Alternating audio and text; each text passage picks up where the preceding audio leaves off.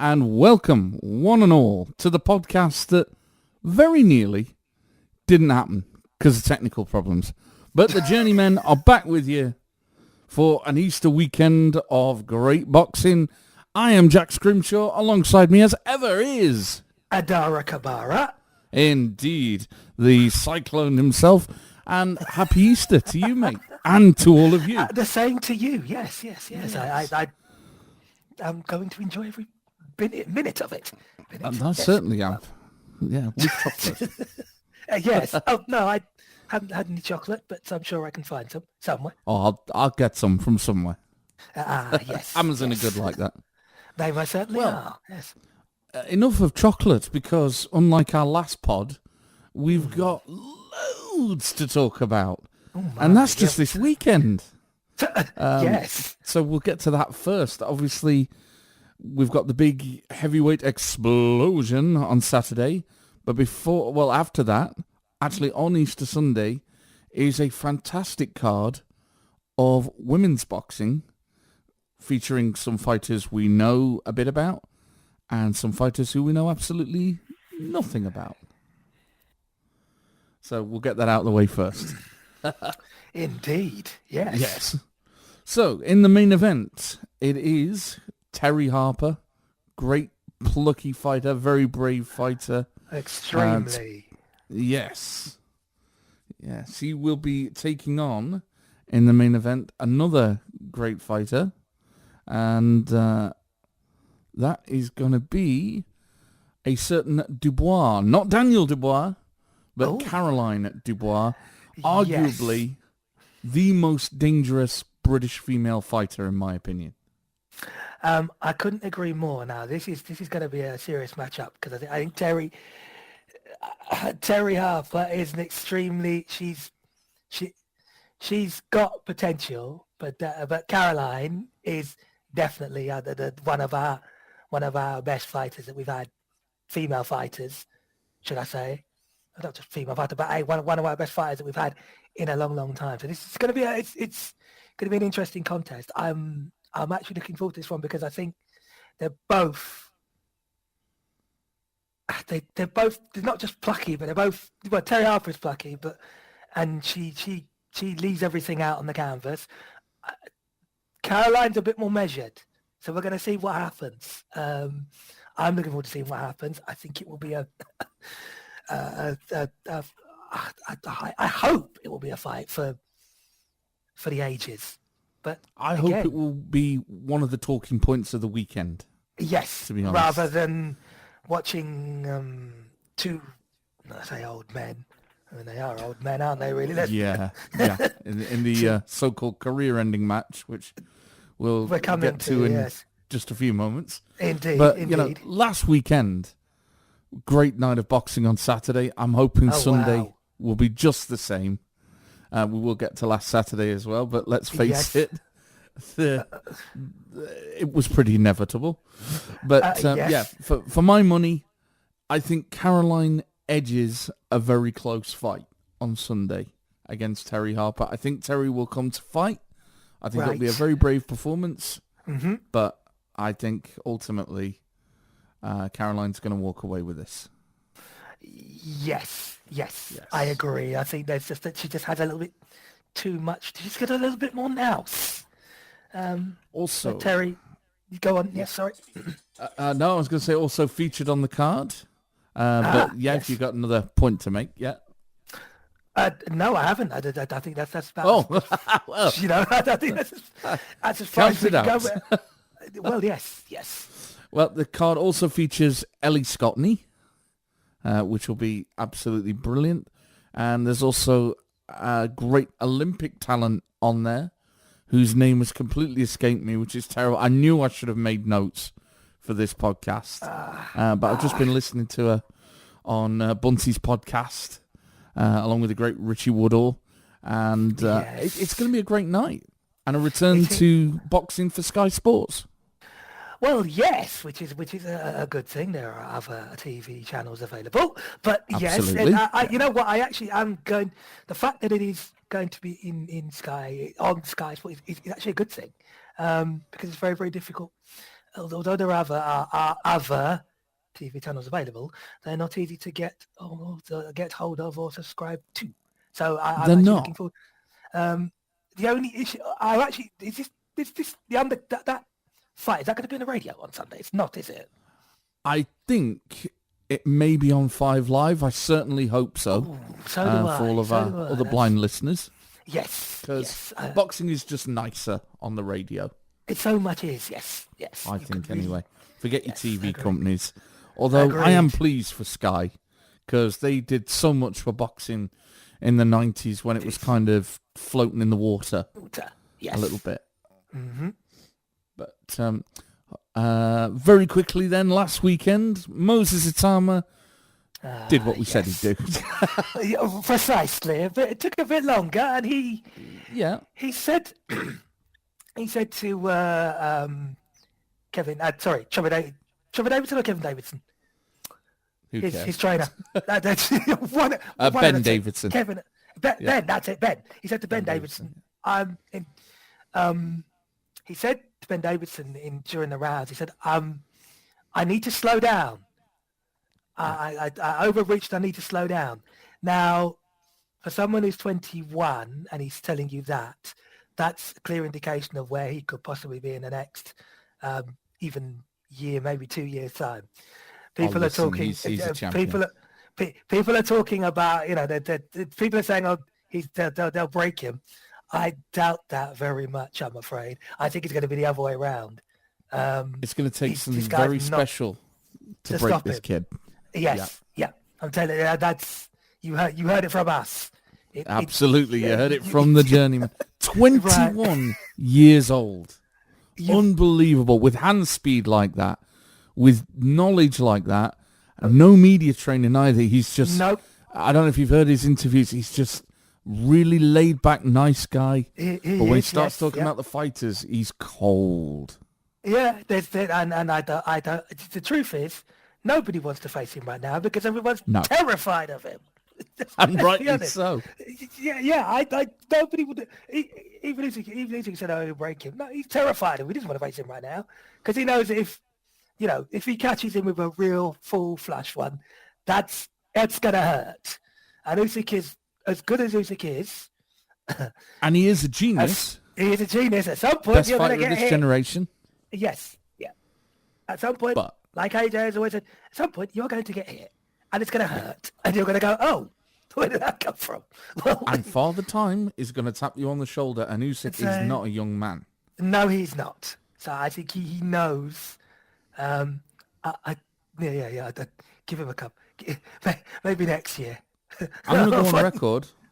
I don't think Usyk will fight him. I think he'll sooner vacate the belts. Well, yeah, because he doesn't.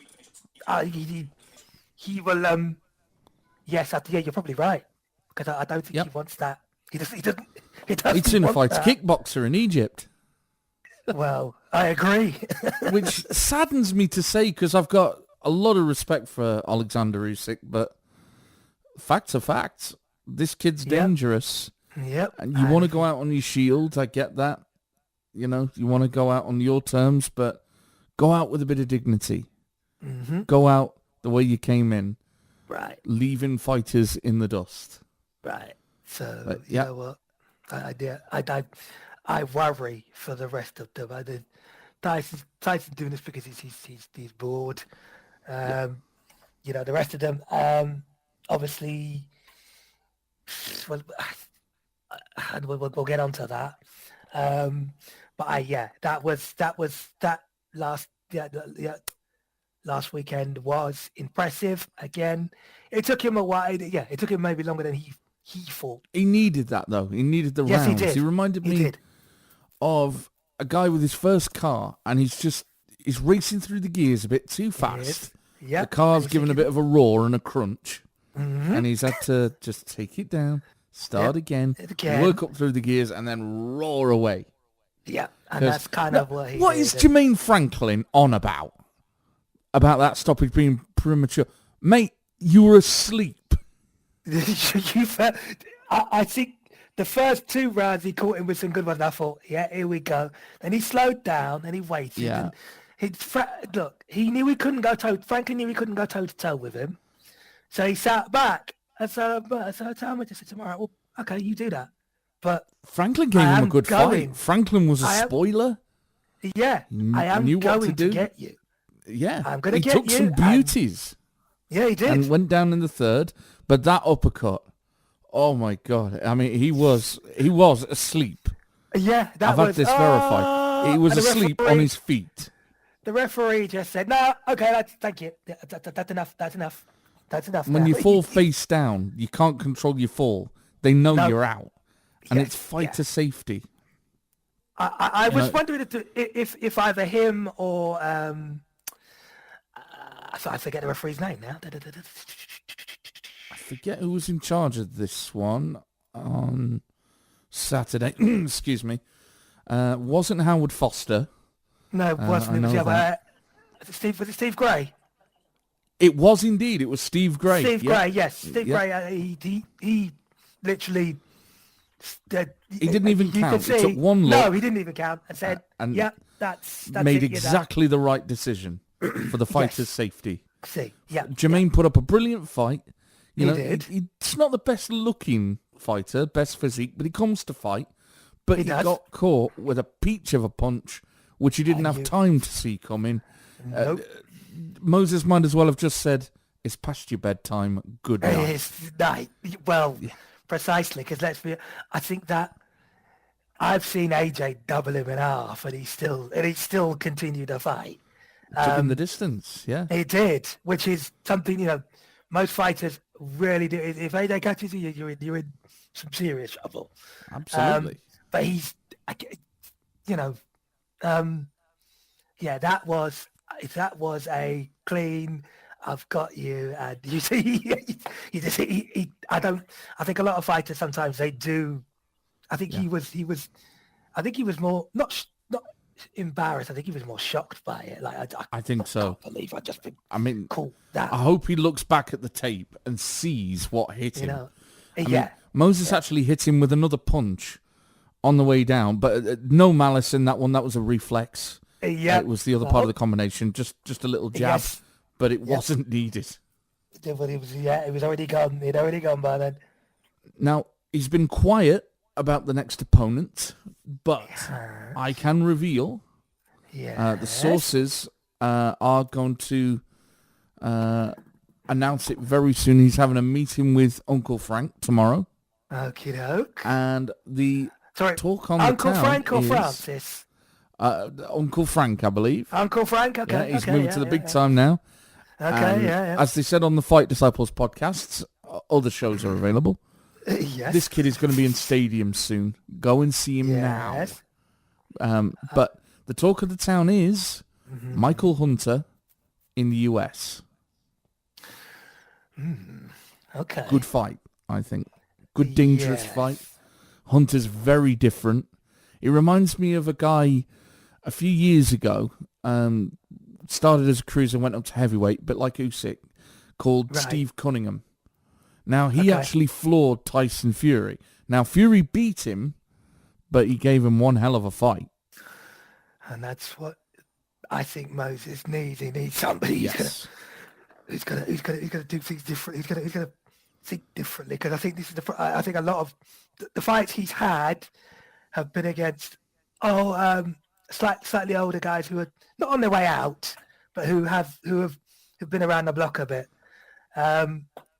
And he's caught them cold. And they've not been able to give him a tear up. No, not really. And he's not afraid of a fight. He was sparring you with can see that.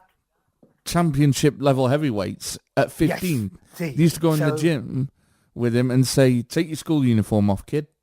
And then he can spar with it. Well, I believe it was 13, but there's I mean, again, you're dealing with, like I said, you're dealing with a man a young man who is going to be, he's got a lot ahead of him. He's not even in his full man strength yet. Nope. He's still growing. And that is what I think terrifies a lot of people. It would me, I tell you. I don't. No way. Yeah, be facing that. And I'll tell you one thing now, on record, And I'm one of the biggest Tyson Fury fans out there. Fury's not beating that guy. Not, No way. No, not at all. I think that all. would be I a could good see way Fury for Tyson to retire, possibly to face yes. that guy, go out on his shield. Yeah. And I think he would do it. The question is, will he be going out? Will he be going out fighting? I'm sure he will. Yes. If I know Tyson, but it's one of I those think things, isn't it? we'll see Tyson's last great performance in that fight. I think he'll take it very seriously. I think he'll slip and slide. I think he'll give him quite a few good rounds. Mm-hmm. But I think Father Time will have his way. Yes. In that fight. Because that won't happen till next year, maybe even the year after. Possibly, yes. If it happens. Yeah. Agreed, yeah. And that's a big if. Speaking of retirements, on to this coming Saturday night. Yes. Somebody's got to go, so they say. Yes, yes. So they say, yes. Yeah. But before that even. Okay, yes. Yes. Your hometown fighter, Adara. Big Fraser Clark. Big Fraser. Yeah. Big Fraser. We do love Big Fraser down here. I suppose they up there, Doc. Yeah. Well, he's going to take on a wonder from down under. I'm actually a bit afraid for him in this fight.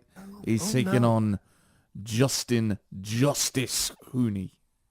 Well, I am... okay, this should be an interesting one. I'm actually looking forward to this one as well. I'm going to confess, I did not know this was happening till you just told me. Thank you for telling me that. I didn't know till 2 hours ago. So I said, right, okay. So, I thought I'd save it as a little surprise. Well, I yes, we do like Fraser down here, even though he's from Burton, not Derby. But you know, we'll you know, it's close enough. It's the next town over. That's it. Yeah, it's Derbyshire. It is Derbyshire, yes. If we're going to be precise. County back. Okay, pretty much, yes.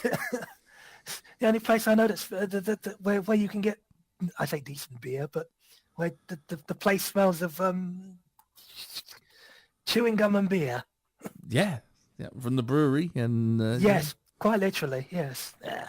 But Fraser. Anyway, we digress. That fight looks, I don't know what to tell you really. Apart from that, it's going to be an interesting one. I do hope Fraser comes through that, I say, relatively unscathed. I hope I think between the two of them, if Fraser brings if Fraser is fully committed and fully fit, I think Justice Hooney may have a problem again. But like Fabio Ward. But if he doesn't, Justice Hooney will Justin may say that. Yeah, I mean, it's hard to say really because you don't know which Fraser's going to turn up. I hope it's the good.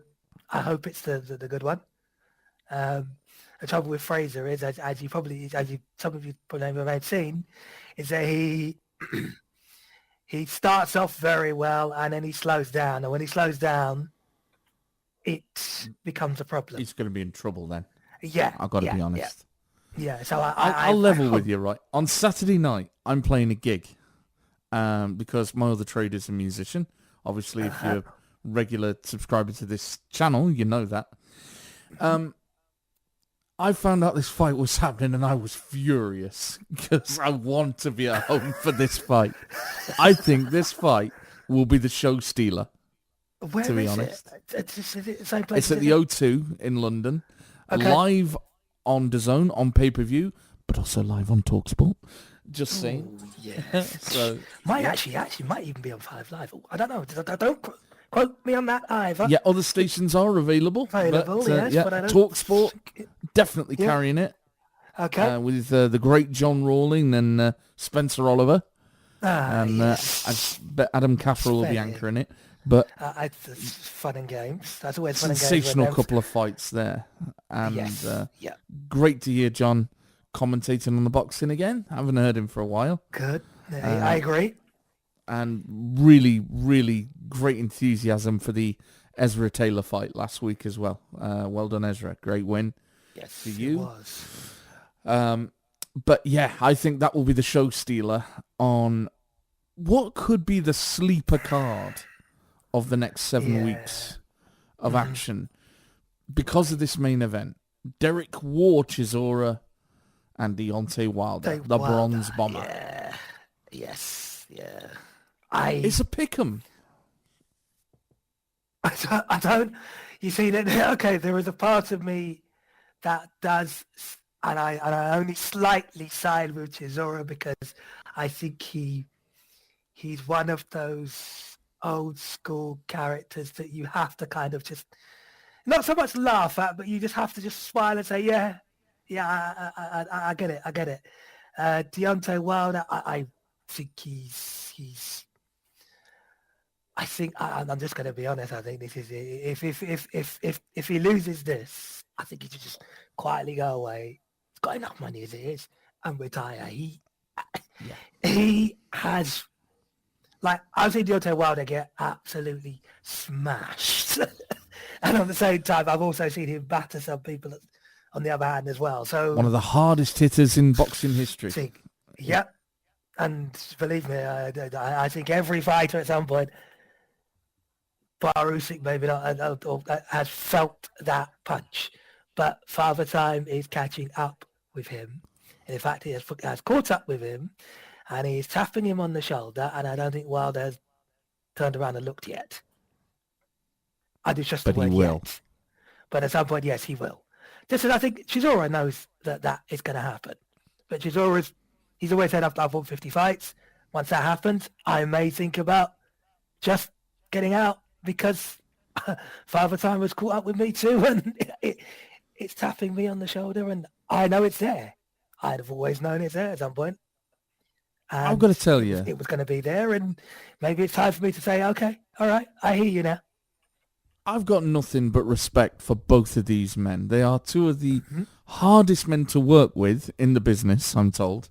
But I've nothing but respect for them because they've both come from really hard, shitty, tough lives on the street and made something of themselves through hard work, through desire, and in Deontay's case, for his family.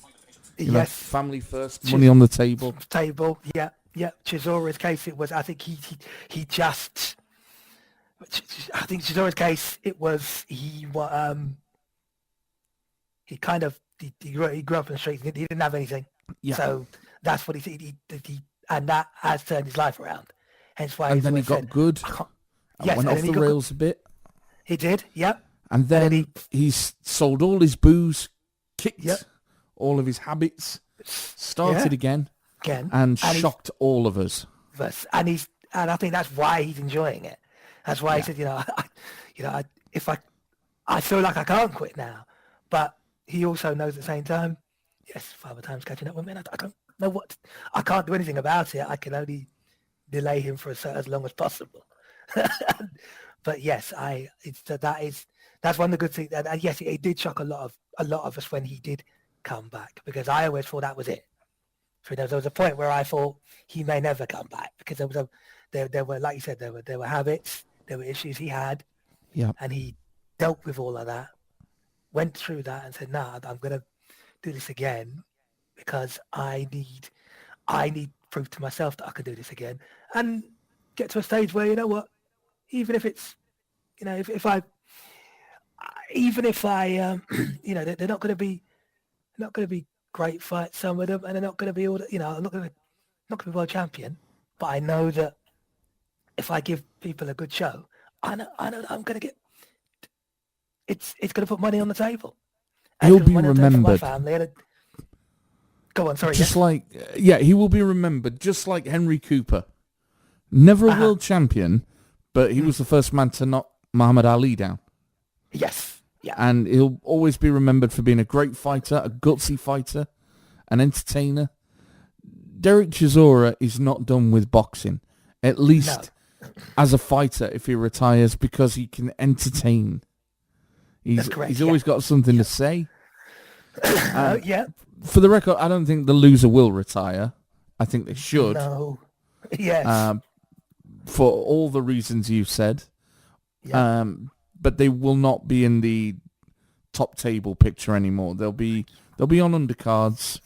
What I don't want to see is either of these guys fighting at some pissant bingo hall in Germany. No, on I agree. Eurosport. Yes, yeah, I agree. As was, it no longer exists. But you remember those bills from the 90s? Yeah. Oh gosh, yeah. And the early 2000s, and sometimes Danny Williams would pop up. Poor old Danny Williams, you know. I don't want to see either of them. Riddick Bowe, you remember him? Oh no, the man that could have been, had he been brave enough to fight Lennox Lewis. Yes, yeah. But Lennox beat him in the Olympics, and he knew He better. did. That's right. Yeah. Big Daddy, yeah. Yes. Well, Danny Williams, I believe, is still out there somewhere, disgracing his legacy. Again, I truly hope not. Another fighter who I think should have known when to. I think sometimes you need to know when to quit. You know, I get that there's a need to, but there comes a point where you need, like, there's only so many punches one can take. There's only so many things that can happen to one person, and they have to go, okay, I've done everything I can now. Yeah, you know. Danny Williams beat Mike Tyson. He could have retired then. He did. Yeah. The upset of the century. Absolutely. But, you know, he won a few more British titles and won them very well, but also went on to have some of the worst fights I've ever seen on television. with Matt Skelton. Yep. Not as bad as Audley Harrison and David Hay. Nothing will be that bad. Nope. It's a contender, put it that way. Anyway, I digress. My prediction, I was going to go with Wilder just because of that explosive right hand. But you know what? You've talked me round, your salesman. I'm going to go with Chisora. Chisora, round 10. I think he'll get the upset. The thing with Chisora has always been, my concern has always been with Chisora. When you watch Chisora fight, he used to explode in round 1 and round 2, and then can't do that here. He has got to prolong his inevitability. He's got to prolong this. This can't. If he's going to fight Wilder, he's got to prolong this. He's got to be cagey. He's got to box. He's got to move. Yep. Pick his spot. The trouble with and as you well know, Chisora was never one to move that far. No. He kind of reminds me. He reminds me of a smaller version of Joe Joyce, and Joe Joyce. Joe Joyce just never knows when to stop. If Joe Joyce like Bear Hugger from Super Punch Out, you hit him with that KO punch, and he just goes, "Oh," and carries on. and keeps moving. If Joe Joyce, if Joe Joyce had stopped for 5 seconds, he'd actually be a far more dangerous fighter than most people. Joe Joyce actually got out of the way of some of those punches. He'd be a far more dangerous fighter because he waits for you to tire yourself out. And he's got potential. Goes, oh, okay. And he's such a nice guy, but he is, yes. But he just doesn't. He doesn't know when to actually just stop and go. Okay, I'm going to step back out of this one. I'm going to lean out of this one, and I'm going to wait. Lean out, move away. Move away. Use the jab. No. Yeah, and then and I think like he did with the, and that's the actual thing. You know, you think when you watched him fight Dubois, that's kind of what he did. But he also kept coming forward too. So Dubois was kind of catching him, but Joe Joyce was just saying, "Oh, okay, yeah, you're going to run out of gas in about 5, 4, and it's going to be 3, spectacular. 2, 1. Oh, there we go. Oh, is that hurt? Crash. Oh, there. Yeah. There you go. Now, a fighter very similar to that is fighting next Saturday, and that is Aslanbek Magmadov. Ah. Yes. Or Aslanbek. Okay. I think it's Aslanbek. And he will be fighting the returning Gypsy King himself, Tyson Fury. I've heard so much about Tyson's training camps, and do you know what? I'm not acknowledging any of it because nobody knows who we're going to get. Even Tyson. Agree more. Until that bell rings. Yes, I couldn't agree more because I'm not going to lie. I don't know anything about this Magmadov. To tell you the truth, we all know what Tyson is. We all know what Tyson is, has got, and is capable of. Yep. However, like you just said, I don't think anybody knows. Not even Tyson Fury knows until that bell goes. Even when that bell, but I don't think he knows what's going to happen. Because for all we know, this guy could Tyson Fury could catch him a couple of shots and you'll be like, yeah, okay. And then he could just explode on him. And I don't think Tyson Fury has ever had anybody that's, apart from maybe a couple of, like, even Usyk didn't even catch him that great. No. To tell you the truth. Like, I think he knocked him down, but he never knocked him out. The only person I think who's actually has knocked him out, and I do mean knocked him out, was Wilder. And he got up, which... And Ngannou nearly did. Yes, and Ngannou nearly did. Yeah, let's just we'll just wait and see what I think all we can do is wait and see what happens with this one. Literally with this one. But if we've got to make a prediction, I think Fury does win it. I think he wins it somewhere in the middle, about round 6. 6, yeah. Yeah. But I think he needs to move. He needs to be slick, quick. He needs to be like oil in there.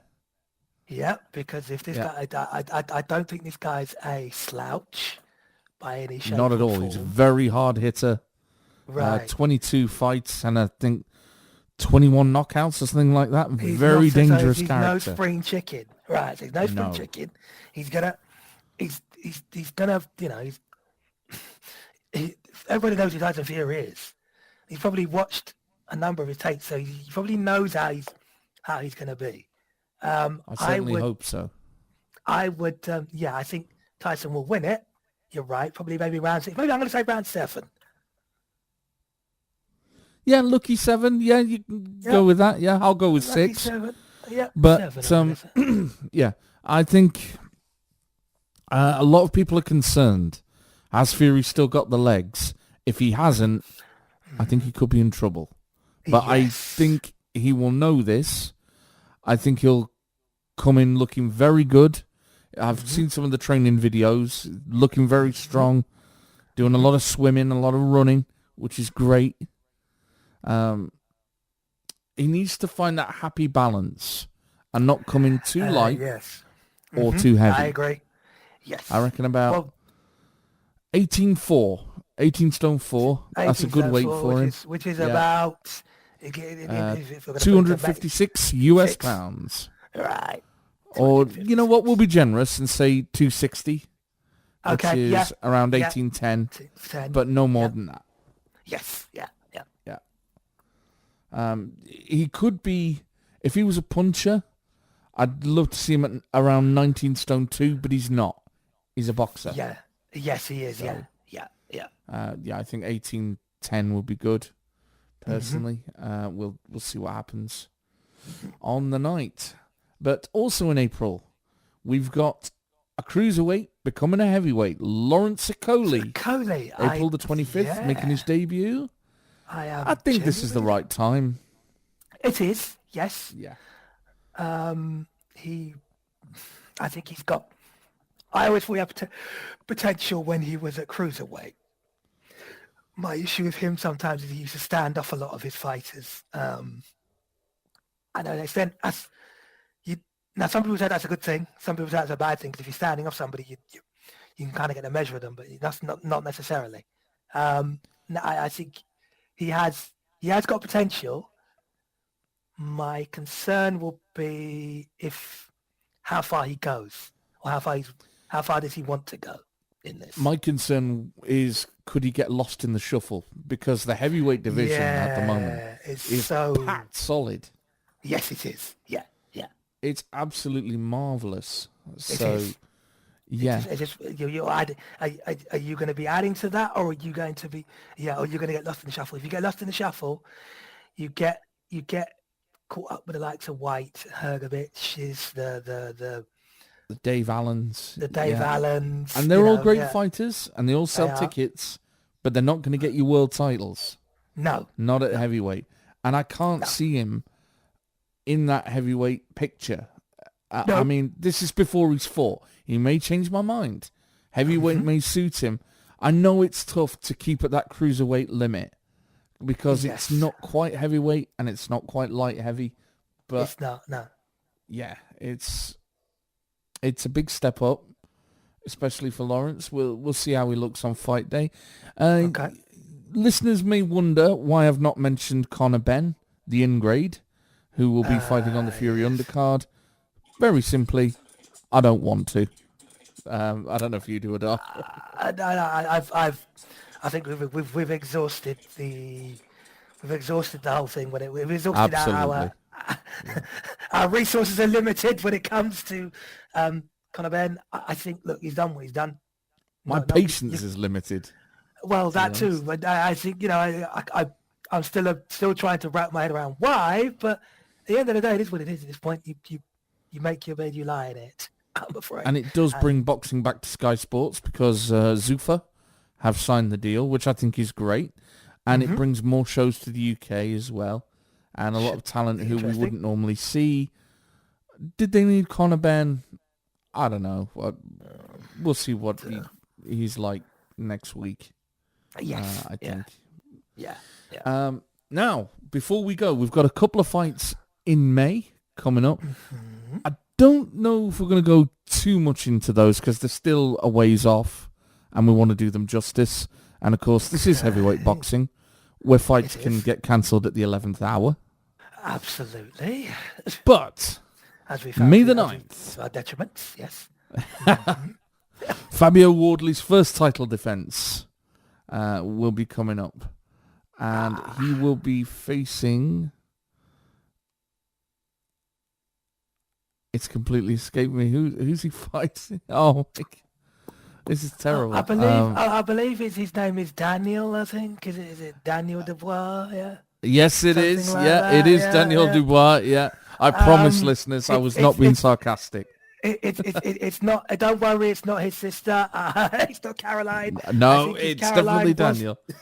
Yeah.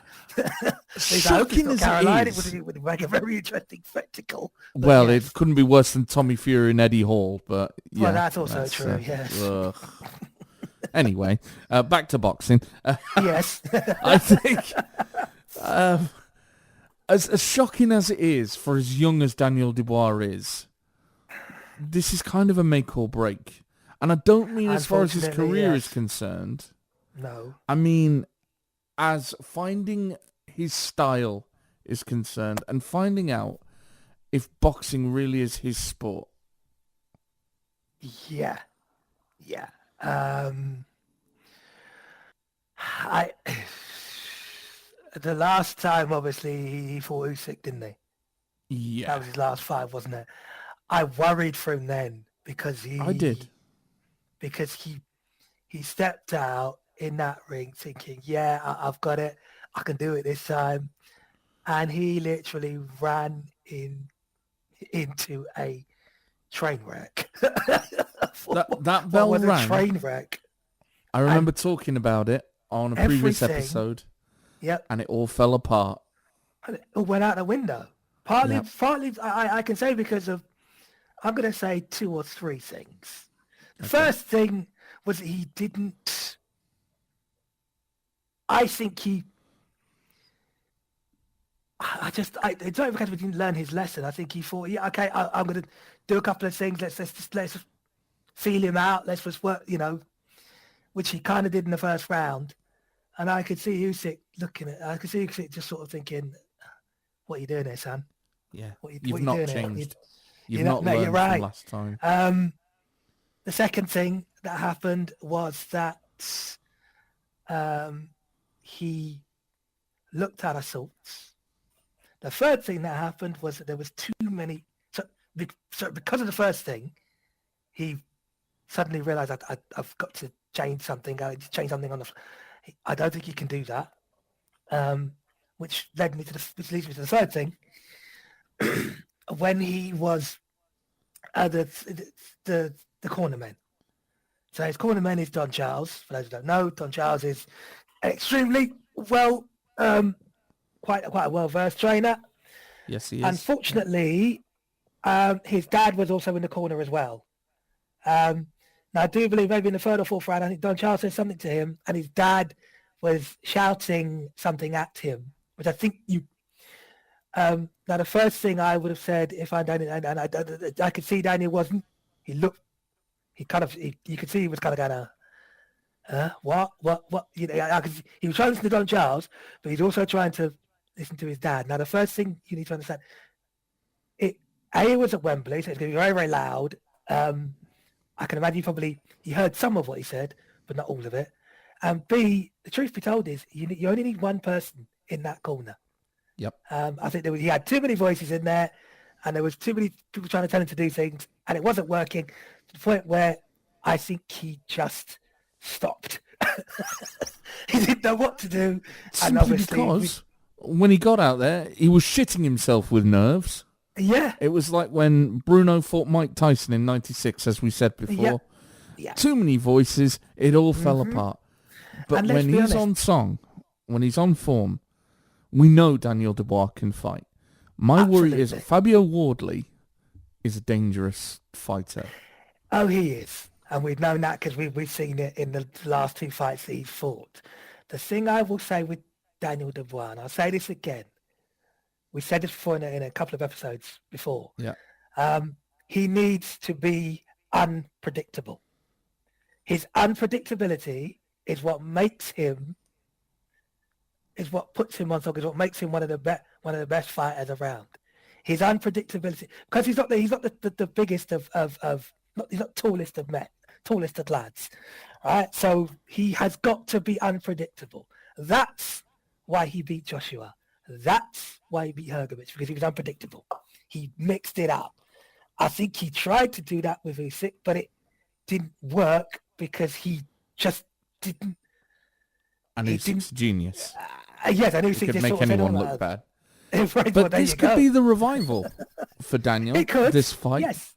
I really hope it is, because I don't think Fabio Wardley will go down as one of the most memorable champions or greatest champions. No. He is dangerous, but I think he's got lucky. Yes, he is. A couple of times. Yeah. I'd like to see Daniel Dubois. I think a lot of people would have said the Justice Hooney fight was lucky, but very. I think I think what he did was he waited and waited because he knew that I can catch him a big punch. Yeah, I can catch him a big punch. I know I can. I just need to find the right time, and he found the right time, and he. I don't think even Justice Hooney. I think even Justice Hooney was surprised at that the severity of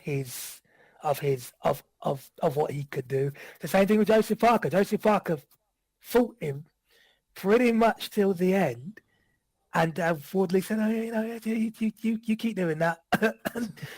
And he waited and waited. He definitely got lucky there. Joe should have won that fight. Oh yes, he definitely got lucky. But you could see he's the kind of guy who waits, and then eventually, if you walk onto one of his, that's well, yeah, it's night. Well, we'll come back to that one a little nearer the time with predictions and everything. And also in the month of May, and we'll be talking about that in that episode as well, the Battle of the Also-Rans, as I call it, could be a Fight of the Year contender. I hope so. Dave Allen, the White Rhino. Everybody loves Dave. They do, against our friend Filip Hrgovic in Doncaster, Dave's hometown. Stadium fight. Exactly. Of all places. Doncaster. All these people all around the world. Where's Doncaster? I was about to say, could you explain to the listeners where Doncaster actually is? Doncaster is in South Yorkshire, just past Sheffield. I believe it's South Yorkshire. Yes. And It's on the road to nowhere, basically. That basically is one way of putting it. Yes. Yeah, I think it's past Barnsley. If you know where In that God's is, you country. probably should do. Well, yes, God's yes. country, yeah. God's country. Yes, they call it. The only other place you'd really not want to go, the end of the line, would be Grimsby. Yes. But yeah, Doncaster. Yes, that place. Yeah. Doncaster will have its naming lights on May the 25th for what is going to be a lot of fun. I think a real good scrap. Oh, And yes. yeah, I'm a little bit intrigued by it. I've got to be honest. So am I, because I think Dave Allen, I like you say, I think he said himself, I'm not going to be a title contender, No. but I do know that I do know I sell tickets, and he will sell tickets. I think if either one loses, they'll probably fight. I think they could fight again, just for the sheer simple fact of their personalities. And Hergovich, maybe not so much, but Dave Allen, definitely, yes. Yeah. I'd like to see Dave Allen and maybe Fraser Clark, maybe Joe Joyce for a British title. I think that'd be really good. Interesting fight. Yes. I think that'd be a fantastic fight. Yeah, I'd love to see that. But again, more on that in our next pod, which will be sometime in May, sometime after the 4th of May. Okay. Yeah, thank you so much for listening, everyone. It's been a Weary Bear production. Any last thoughts, Adara, for the upcoming fights? I look forward to every single one, including the women's undercard. The undercard, including the women's... Undercard? No, they've got the full card. Including the women's full card on Easter Sunday.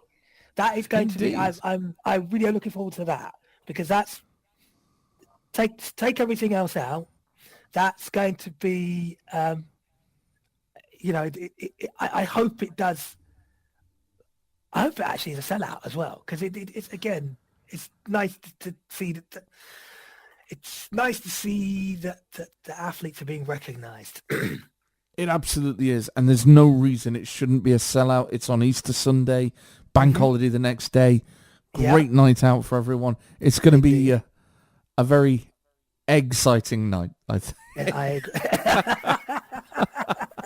And he's thrown in the towel after that. Yeah.